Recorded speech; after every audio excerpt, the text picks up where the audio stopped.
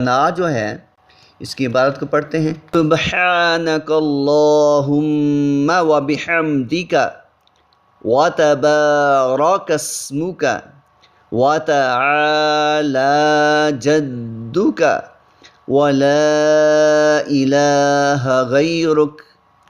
اس عبارت میں جو عموماً ہم سے غلطیاں ہوتی ہیں ان کو آپ نوٹ فرما لیں۔ ایک تو ہم کوشش کریں کہ صبح با پہ قلقلہ ہو اور ہا کو اکثر وسط حلق سے ادا کریں۔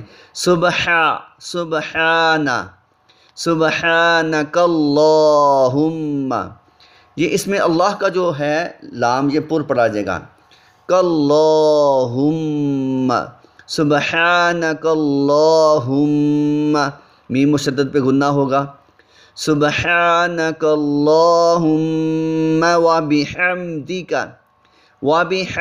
ہم یہ ہا وسط حلق سے نکالیں گے، و بحمدک و بحمدک و بحمدک، آگے و تبارک اسمک، یہاں اس بات کا خیال رکھیں کہ و تبارک یہ را لمبا نہ ہو جائے، و تبارک اسمک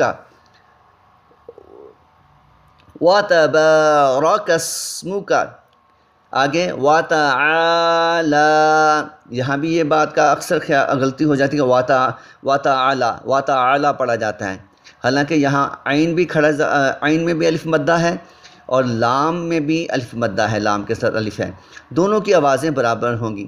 و تعالی جتنا آ لمبا پڑھیں گے اتنا ہی لا ہوگا، و تعالی جدک ولا الہ غیرک، ولا الہ، الف مدہ کے بعد حمزہ دوسرے کلمے کے شروع میں آ گیا ہے، مد منفصل بنے گی، اس کو ہم 3 الف جو ہے اس کو لمبا کر کے پڑھیں گے، ولا الہ غیرک۔ اس عبارت کو میں جو ہے دوبارہ میں پڑھتا ہوں، سبحانک اللہم و بحمدک و تبارک اسمک و تعالی جدک و لا الہ غیرک۔ دوبارہ سماعت فرمائیں، سبحانک اللہم و بحمدک و تبارک اسمک و تعالی جدک و لا الہ غیرک۔ ایک دفعہ اور سماعت فرما لیں،